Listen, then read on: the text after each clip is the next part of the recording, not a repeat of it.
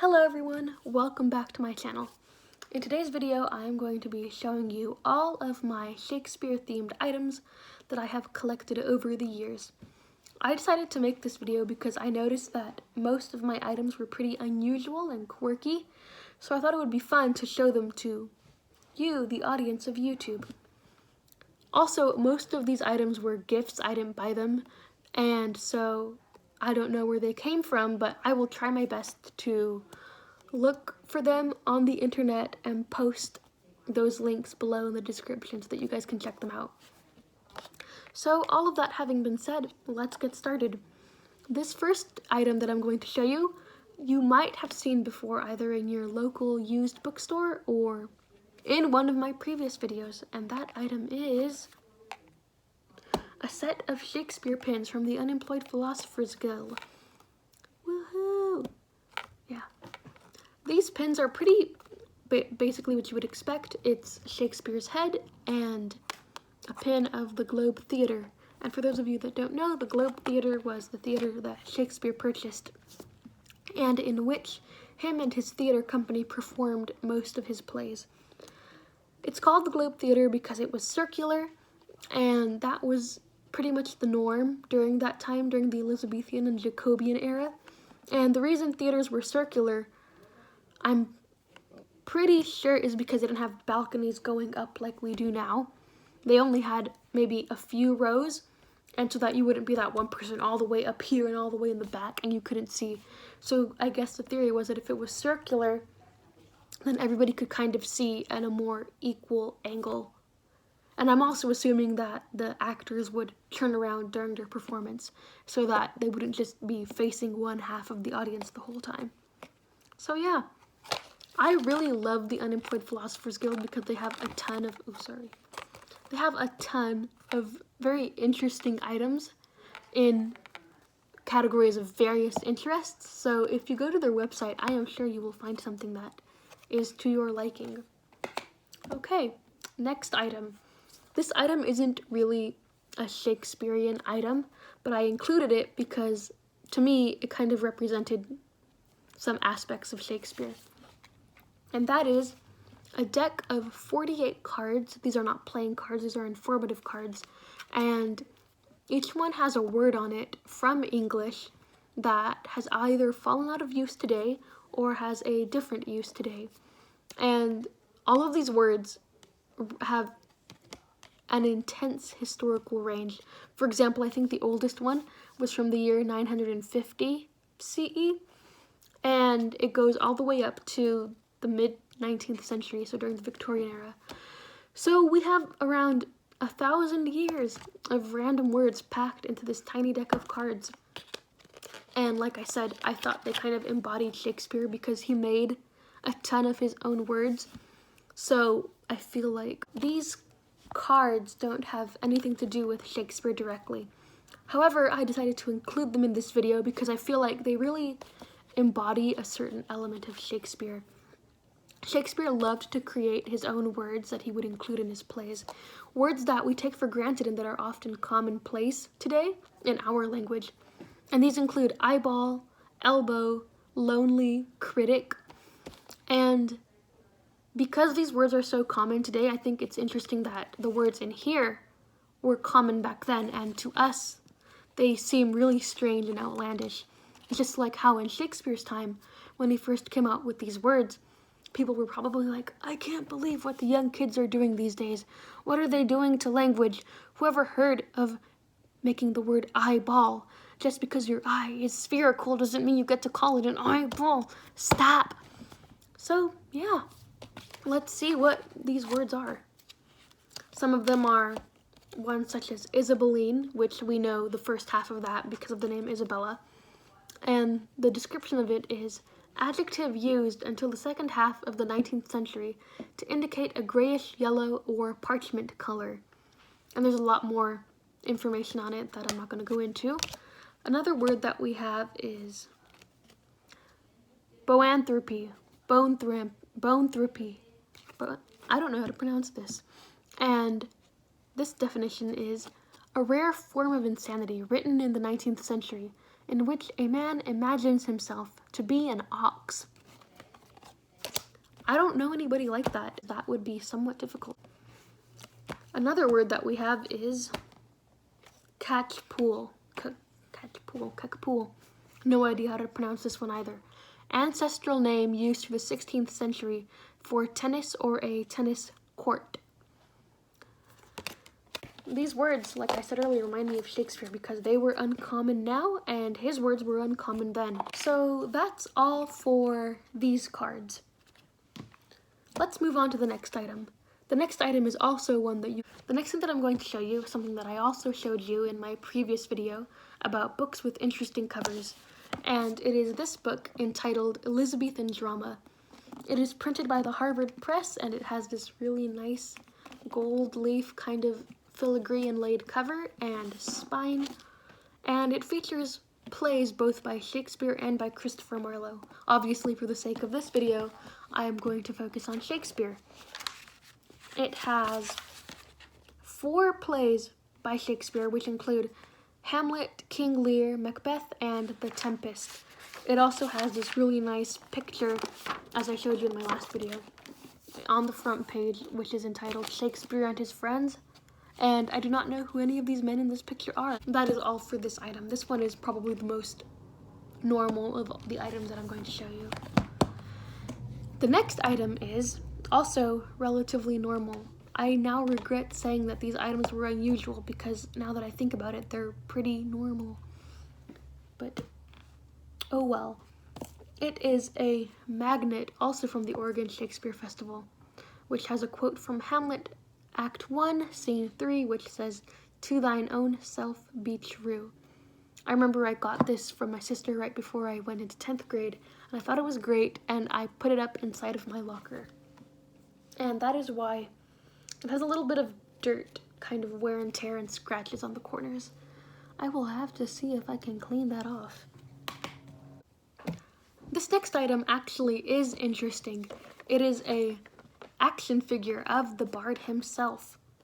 And I find the fact that this even exists intensely hilarious because imagine that you're playing with your friends and they all have Transformers and whatnot or superheroes, and you just show up with the Bard and you're like, oh yes, he is going to compete. He is going to win all of you in battle.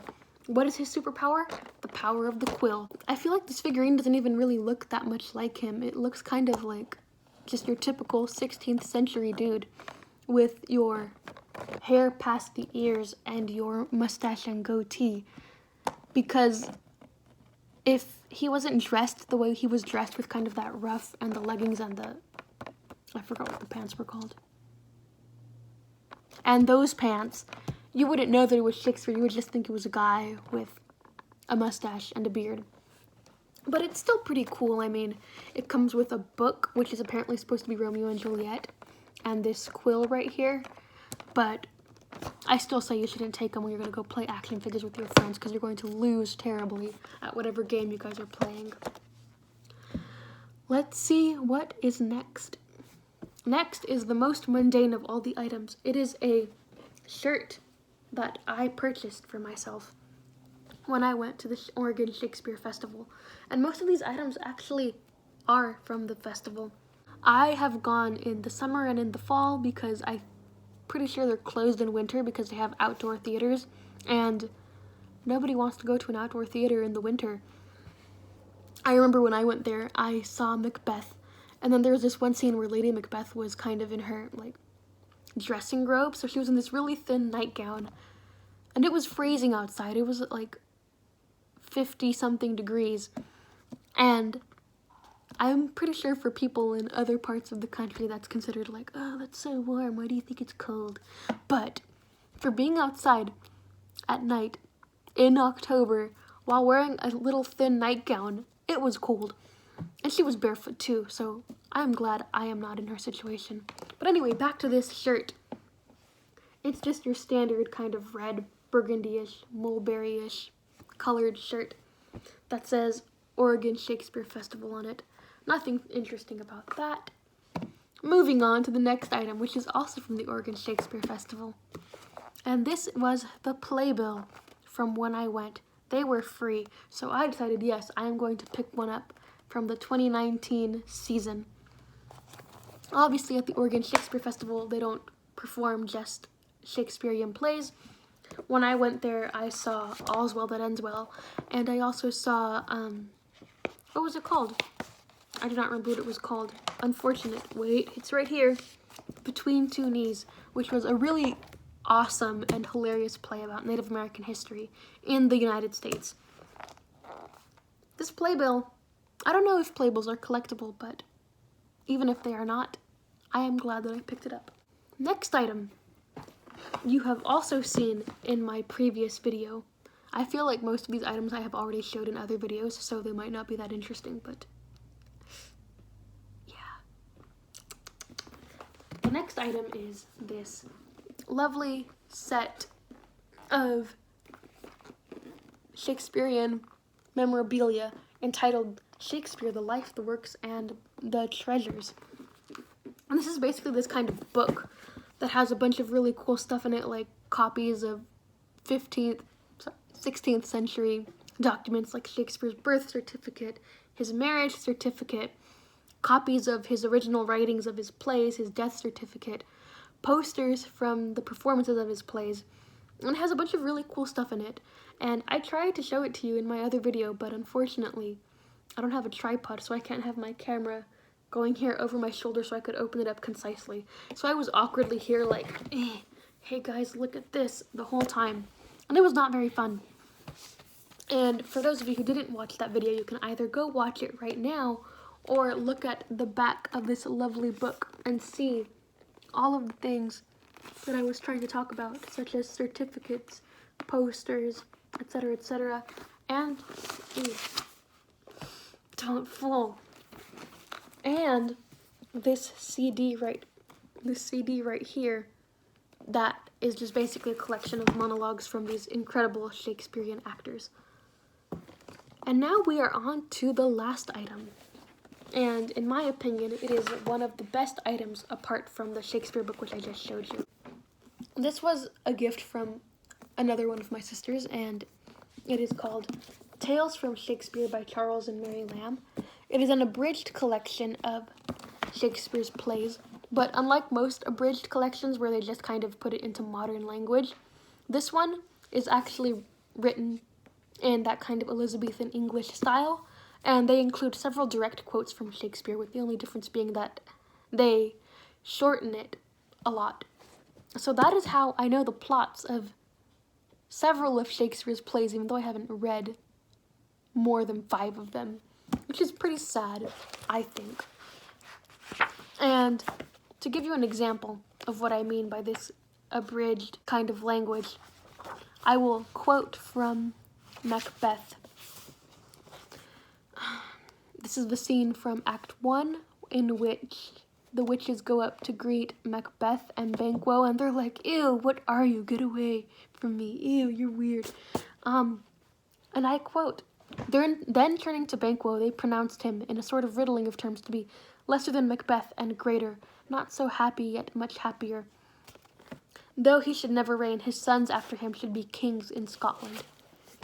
I think this book is excellent. It's a really great way to kind of immerse yourselves in the language of Shakespeare without being fully into it if you're not comfortable with that yet, or you feel like you can't really grasp it, or like it's too much for you. This is a great way to kind of get to know most of his plays without actually having to read all of them and become tired, because yes, they are rather long and they can be very time consuming. I should have included this book in my other video about books with unique covers, because it also has this really nice printed filigree kind of binding with lovely pictures on the front and back, the balcony scene from Romeo and Juliet, and also lovely pictures on the inside, such as this one from Hamlet, Prince of Denmark. This book is great because it has 20 of Shakespeare's plays in it, and I think he wrote 26, but somebody fact-checked me on that. And I think it's an incredible way to just kind of familiarize yourself with Shakespeare and to learn about the plots of his plays. If you don't feel like you're ready to go into full-blown Shakespeare reading all the plays mode, you can kind of familiarize yourself with the plots and the characters, so that when you do decide to read the actual play, you'll already kind of have an idea of what's going on, and you'll be able to focus more on the language and on getting a better grasp of the symbolism and everything else in the play. So that is all I have for today. That is all of my Shakespeare items that I will try to find online and link below. And so with that, I say farewell. I think there's a Shakespeare quote that says that. I should have looked that up to include it in this video. Oh well. Goodbye, my friends. Thank you for watching. Don't forget to like, comment, and subscribe. Goodbye!